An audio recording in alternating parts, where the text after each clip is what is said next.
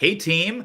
This is David Newman, author of the new book, Do It Selling. And the best advice that I ever got when it comes to selling is put fresh targets on your radar daily. That is the secret, my friends. More to come when I'm talking to my friend Phil. Ooh, fresh targets daily. David, that sounds like a lot of work, man. Why would I want to do that? Who told you that? Well, so School of Hard Knocks told me that when I started my business and avoided that advice for years and years and years. And then I was wondering, Phil, where's the clients? Phil, where's the revenue? Phil, how am I going to pay my mortgage next month? And to answer those questions, I realized I'm not doing enough prospecting activity, which many of our listeners and viewers might relate to. When I say not doing enough prospecting activity, talking about myself now, that includes no prospecting activity, like none. Figuring, hey, I do great work. Phil, you do great work. People will just find you and throw money at your head. And it turns out that A, people were not finding me. B, people were not throwing money at my head or any other body part.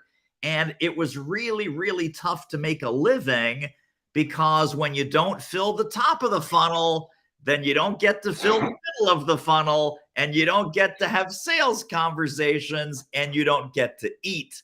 And I like to eat. I mean, you can tell, right? You can tell right here. I like to eat. I like to eat and drink.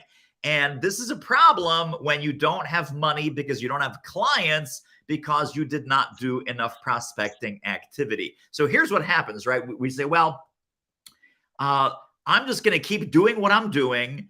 And I might not be making the money that I want this week or this month, but next month it'll get better. Why? Because I'm on social media. Phil, you're on LinkedIn. I'm on LinkedIn. People are just going to find us on LinkedIn. I have a blog. You have a blog. People are just going to find us on the blog. And this month is not that great, but let me hang out until next month. Next month, same thing. Third month, same thing. 6 months later, same thing. Pretty soon, smart people like us, would go, maybe this entrepreneurship thing is too hard. Maybe I should start thinking about going back and getting a job. Maybe I need the good old paycheck again because I can't figure out this entrepreneurship thing. And it's not about figuring out the entrepreneurship thing. It's about figuring out the sales thing. Yeah, that's so right, and it's so interesting, David, because when I first met you, I was like, "Well, guy's a freaking brilliant marketer, but what does he know about sales?" Right? And now it's been, gosh, 15 years we've been friends, and I'm like, "Dude, this Newman guy's a sales guy. You should call it Do It Selling." Oh, wait, you did call it Do It Selling, right? So I love that because it's so important, and so many of I guess peers is probably the right word, right? So many of our fellow speakers and fellow consultants and fellow coaches say, well, sales just happen to me. And it's like the hell they do. Sales are not magic, right? There's no magic tree to shake. We have to have conversations.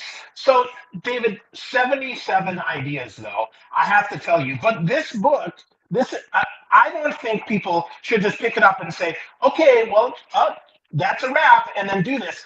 I think this is a recipe book that people need to follow from front to back. So, what do you think about that? Am I on the money, or what are you thinking? Well, it is a recipe book, and it is really sort of a stepwise guide for people who hate to sell. So literally, Phil, when I was starting out, and this is embarrassing but true, so why not?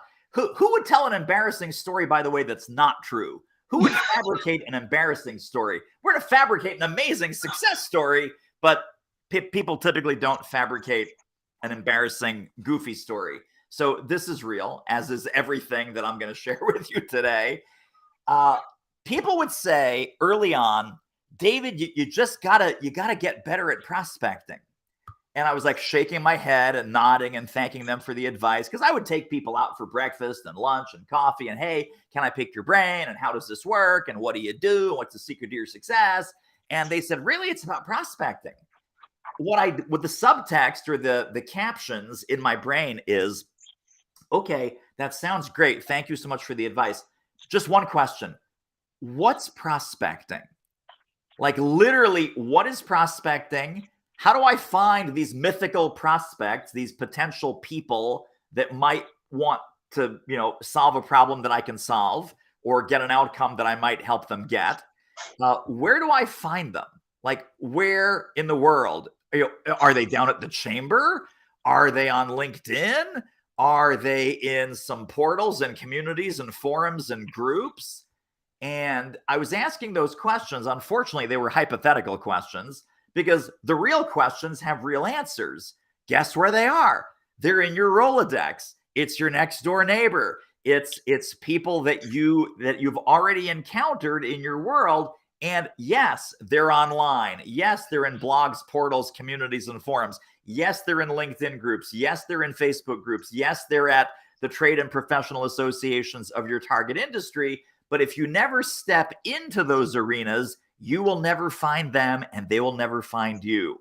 So when I say step by step by step, and I do a little bit tongue in cheek. So as you know, I'm a tongue in cheek kind of guy. But it's like there are people right in front of you that might be either prospects or referral sources or influencers or introducers or connectors. And by you not doing any outreach of any kind, there are huge opportunities that you are not getting a hold of, because it's very tough to win a game that you have not stepped on the field to play. It is very, very tough to win a game that you're actually not playing. So you have to get into action. You have to get into motion, and you have to get into intelligent action and do research before reach out. And you have to have a relevant reason to get in touch with them. So for example, one of the ideas in the book is to look at the blogs, portals, forums, and communities where your people are already gathering, already asking and answering questions, already struggling with challenges and posting, oh my, who has a good resource for this? Or man, I'm really struggling with that. Or I'd love to fix this. Who has some ideas?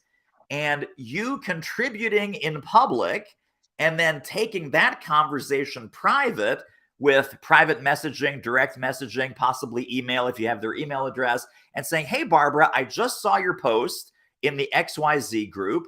Is that still a challenge? I'd be happy to hop on a call and share 2 or 3 ideas specific to your exact situation and goals. And now that is a helping conversation. So people go, well, David, during that helping conversation, what do I pitch? What do I sell? What do I make? Do I make an offer? I said, what part of helping conversation did you miss? A helping conversation is exactly that. It's a helping conversation.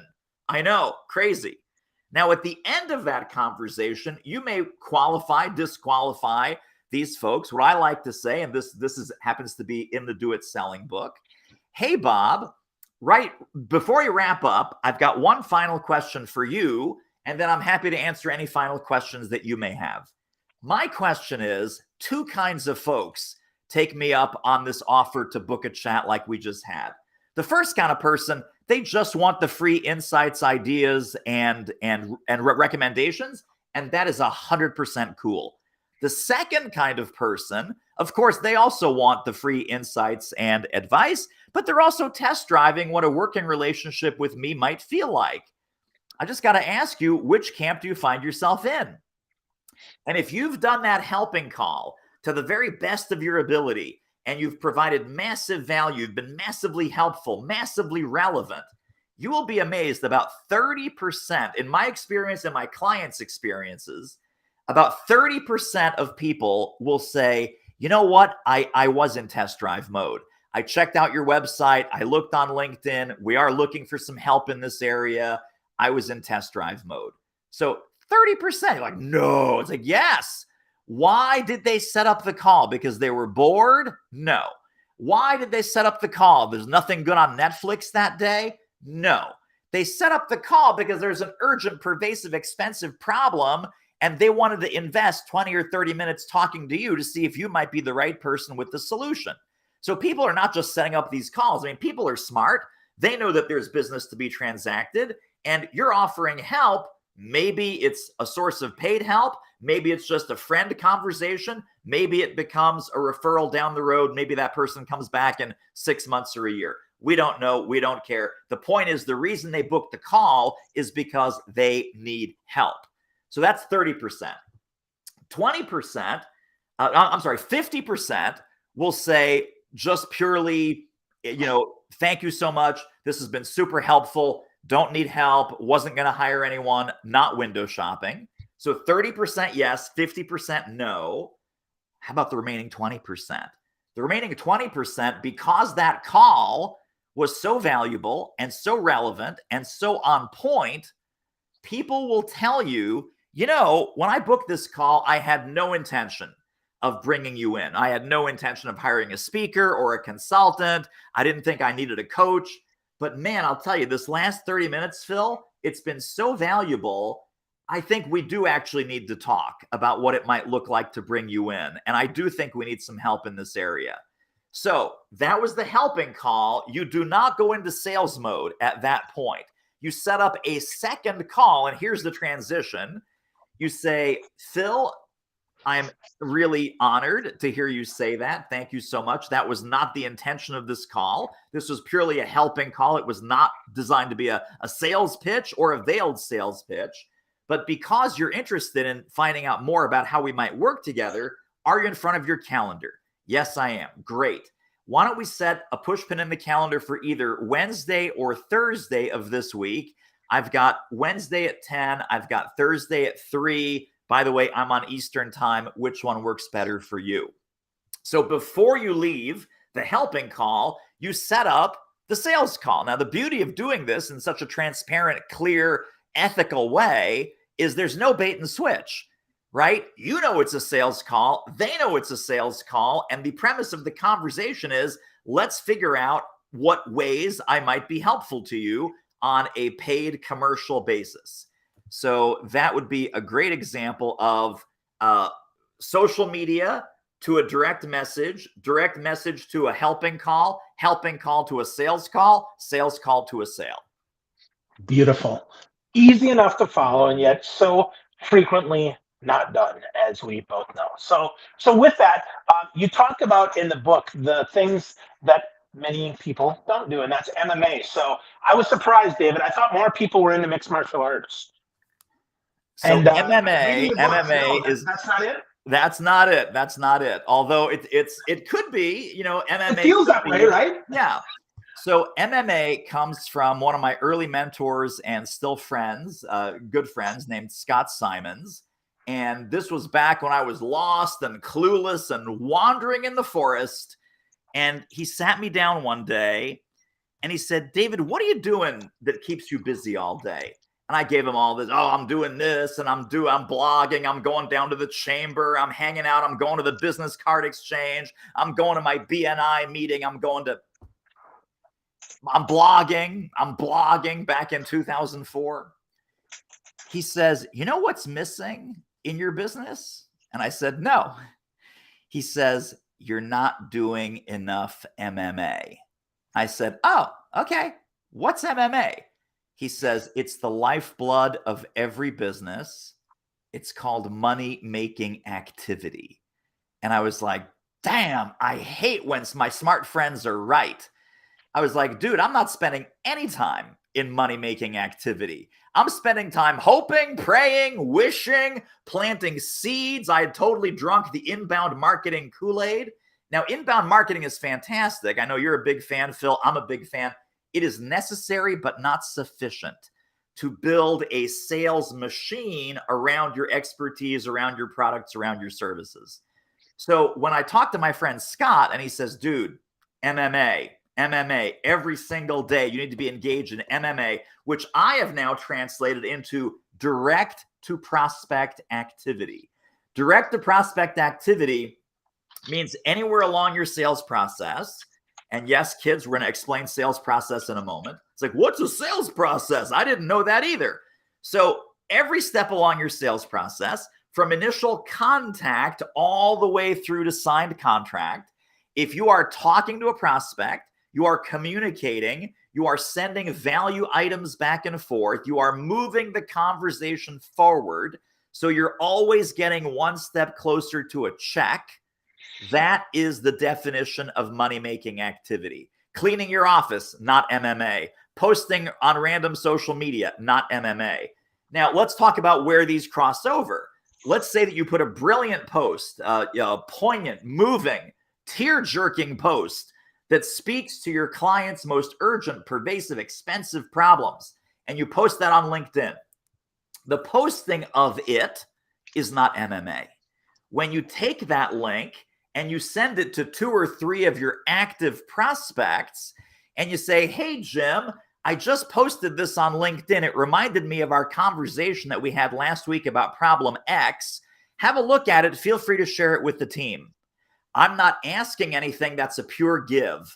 And what I'm doing is I'm saying, hey, here's your exact story, right? Here's your exact problem. Here's your exact conditions and situations. Here's what I would do, right? So it's an article format, but it proves 2 things. The only 2 things you need to get across in any sales dialogue. Number 1, I know what you're going through. Number 2, I can fix it.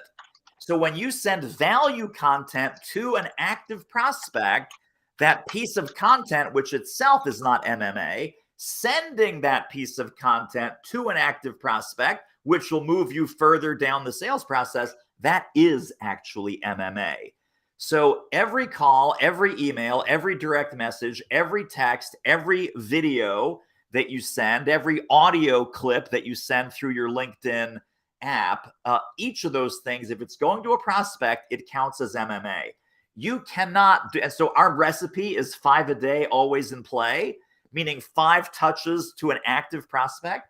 It is impossible, Phil, to do 5 a day, always in play, and not make an extra $5,000, $10,000, $15,000 a month.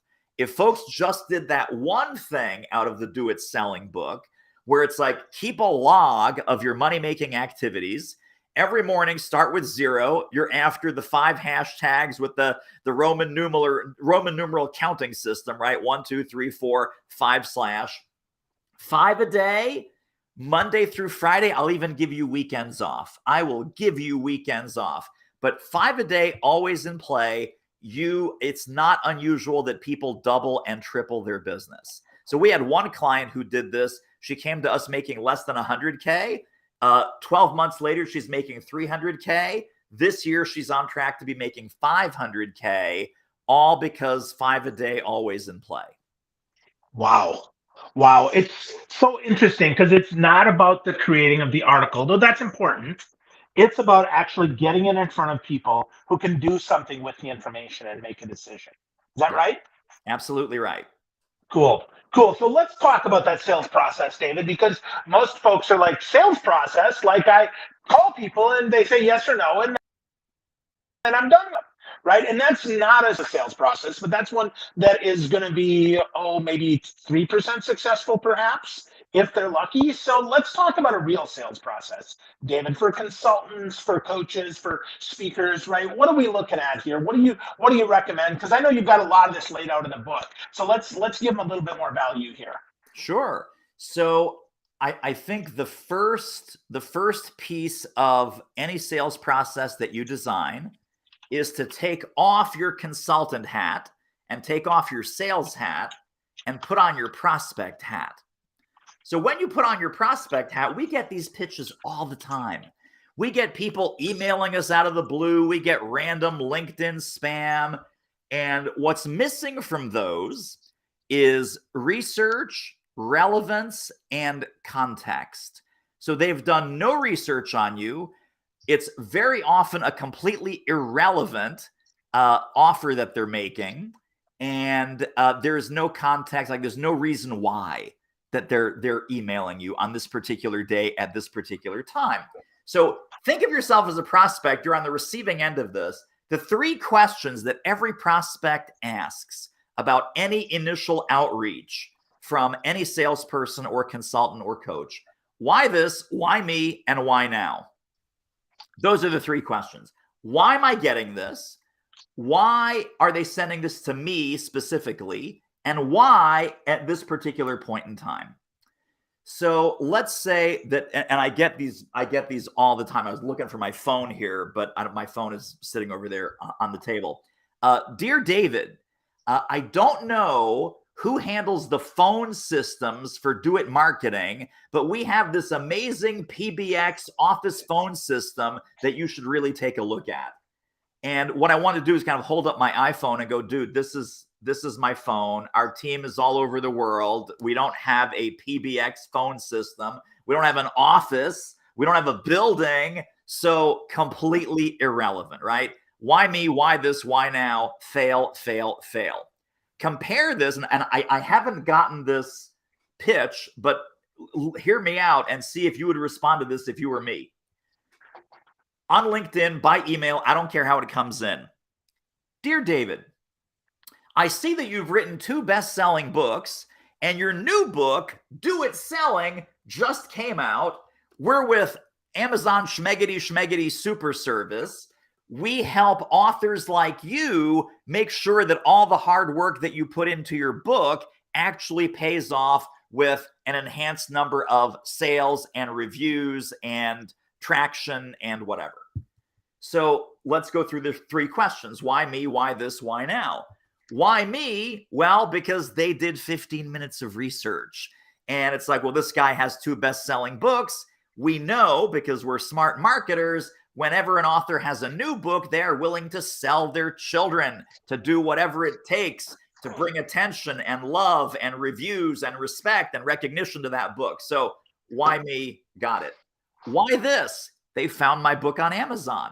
They found my other 2 books on Amazon. They're like, well, this guy has 300 some reviews for the first book, 170 some reviews for the second book. I bet he wants the 3rd book to be more successful than either one of those. So why this? Why now?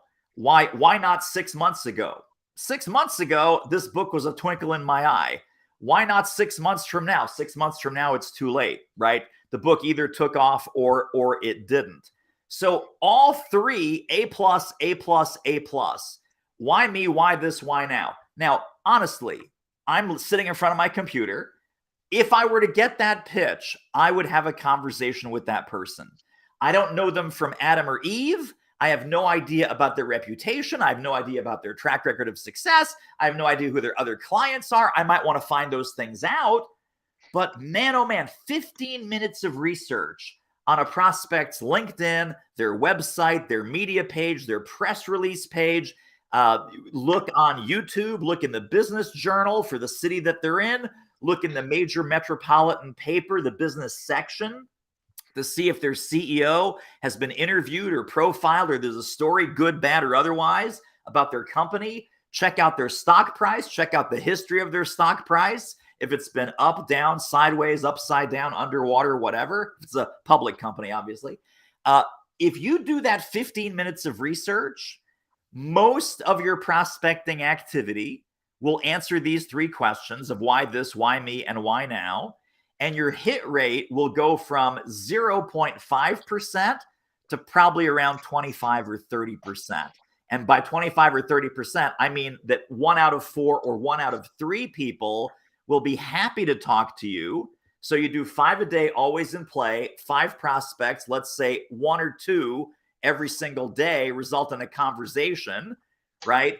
Imagine what you could do with 10 conversations a week, 40 conversations a month. Even if you're the world's worst closer and you can close 10% of those, that's 4 sales a month. Now, Phil, you and I don't sell cheap stuff. Our stuff is $5,000, $10,000, $20,000, $30,000. We don't need 100 sales a month. We don't even need 10 sales a month.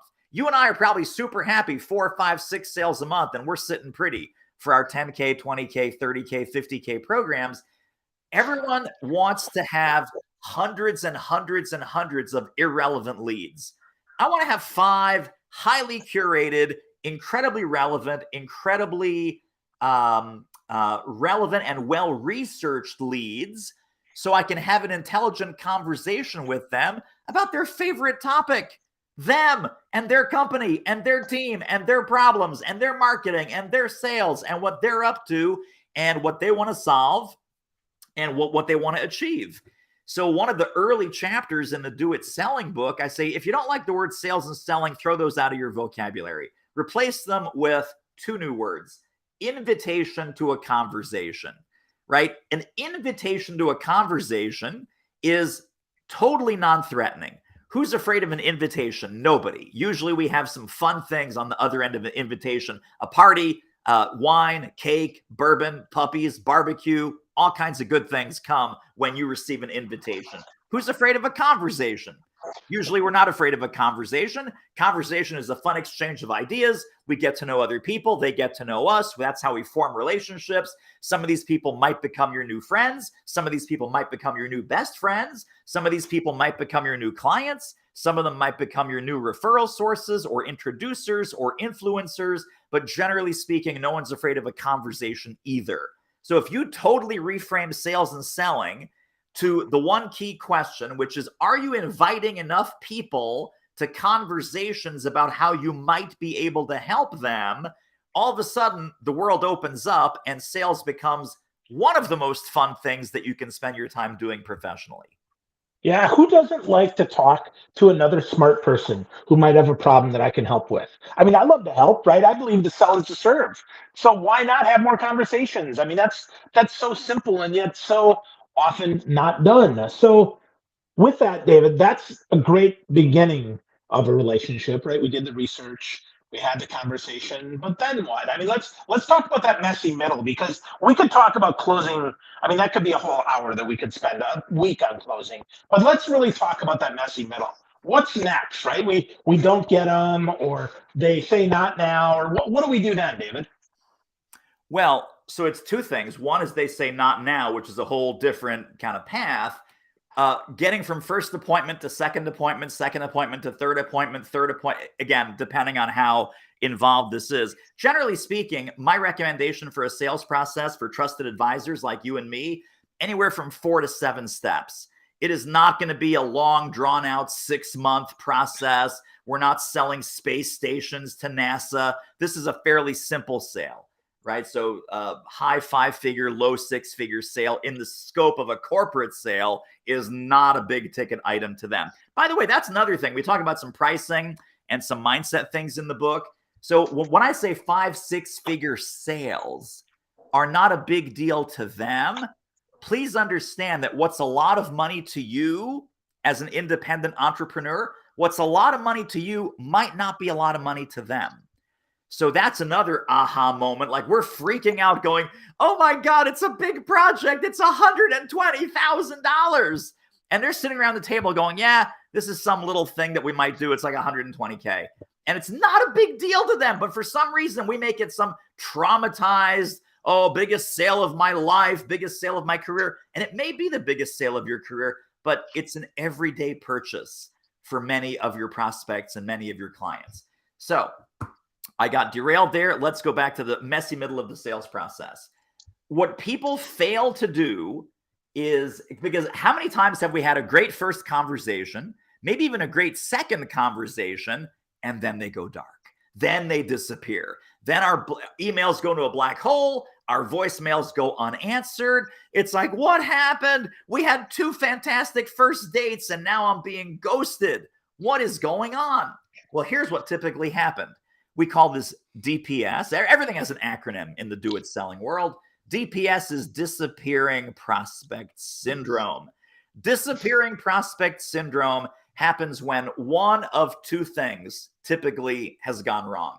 Number 1, you spend all of your time talking about you and your stuff, and you spent very little time asking questions about them, their heartaches, their headaches, their problems, their gaps, their goals, their dreams, their ultimate results, the outcome, the impact that solving this problem would have or achieving this outcome would get. Me. I call this me sales conversation. Well, here's our program. Here's what we do. How's here? And so it's the old pitch fest. It's the old pitch deck. Here's our capabilities. Our company's been around since 1764. None of our company's been around since 1764, but we've helped 9,000 clients just like you. And I have to get through this 97-page PowerPoint. And this is death. if you're still selling that way, and I hope that you're not, but if you're still selling that way and you're wondering, where are my results? 1988 called and they want their sales process back. So mistake number one is me selling.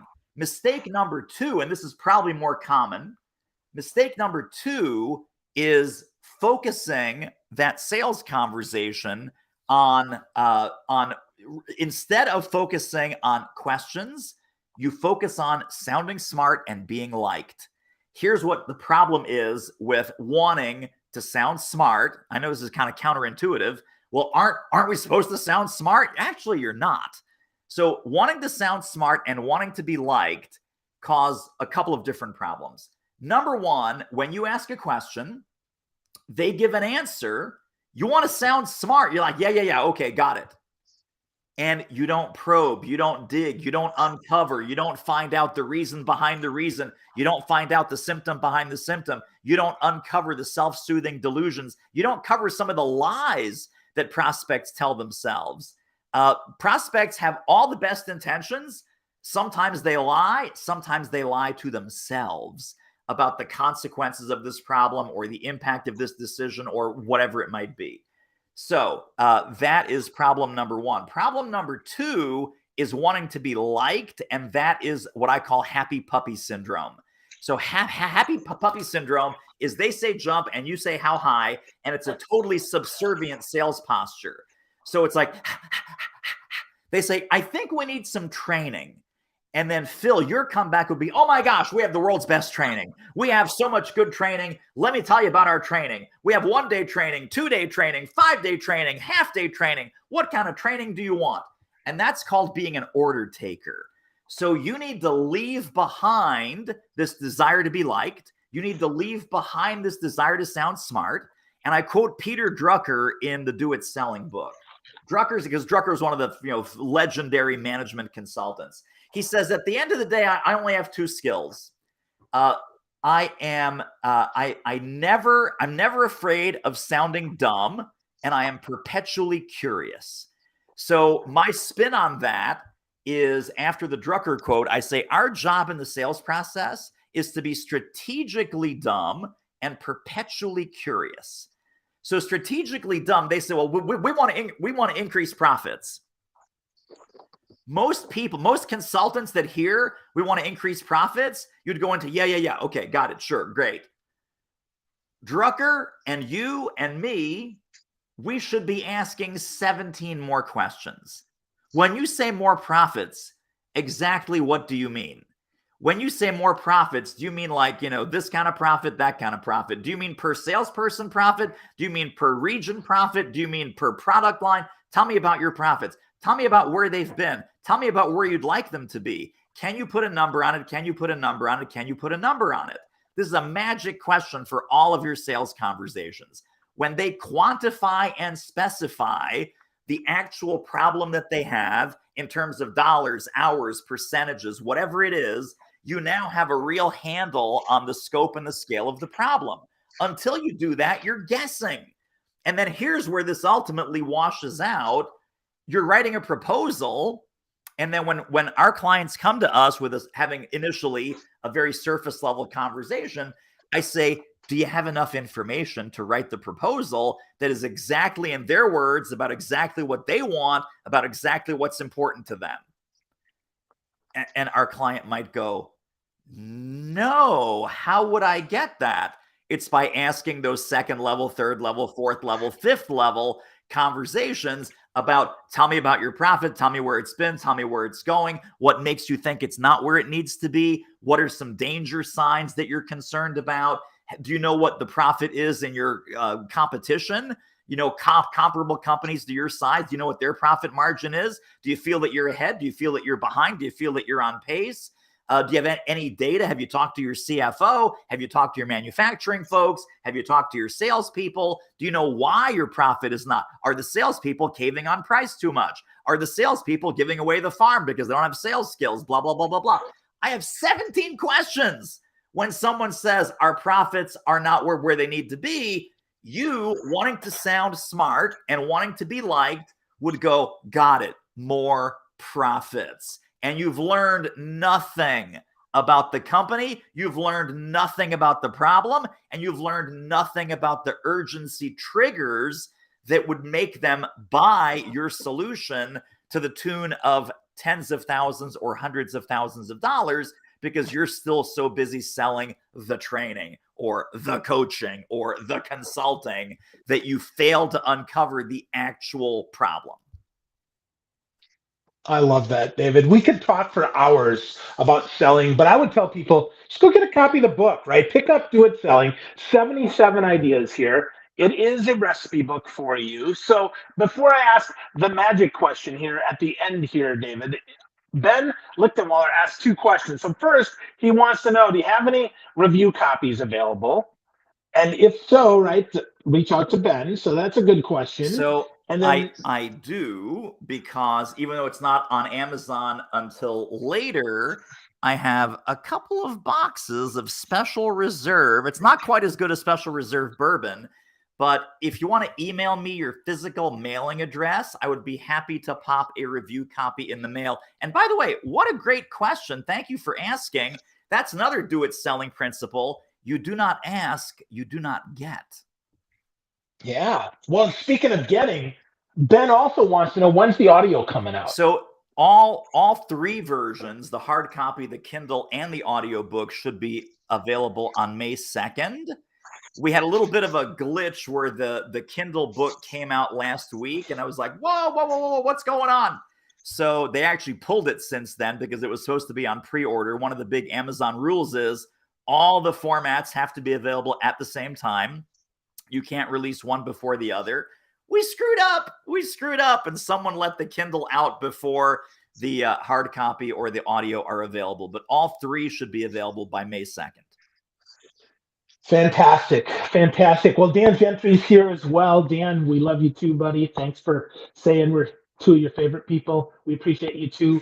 But the ultimate question, David, Do It Selling, right? Where do we get started on this journey, right? Because we want to be better at Do It Selling, but maybe we're not sure exactly where to get started. Obviously, buy the book, but don't tell us to buy the book, David. I'll tell people that.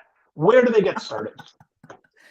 Well, I think the first thing is to reframe sales activity from your least favorite activity to something that you actually enjoy. Because think of sales.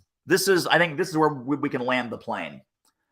Consultants, coaches, trainers, speakers, trusted advisors of all kinds.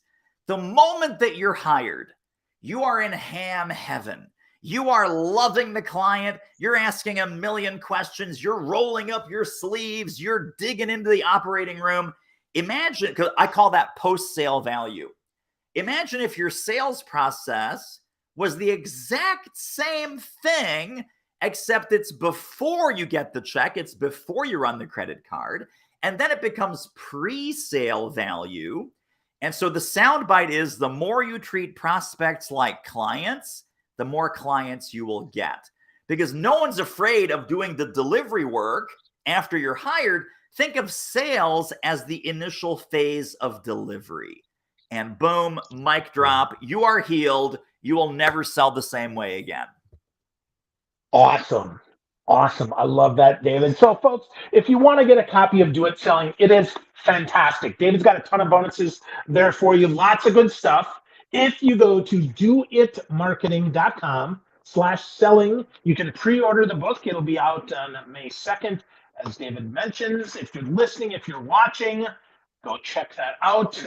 Pre-order the book on Amazon. Let David and his team know, and they'll get you a copy. David, if people want to ask you questions, if they want to get connected with you and are like, oh, this guy's super smart, where should they go? Where would you like them to go besides your website? I would love an email. So david@doitmarketing.com. And I have that in the back of the book. And I say, hey, listen, if you're buying the book, we're family. I'm here to answer questions. I'm here to help you out with whatever you might need. There's also a couple other free resources on the website. We have a free Do It Marketing Manifesto. That's at doitmarketing.com/manifesto. And our latest on-demand web training is also on the website, doitmarketing.com/webinar.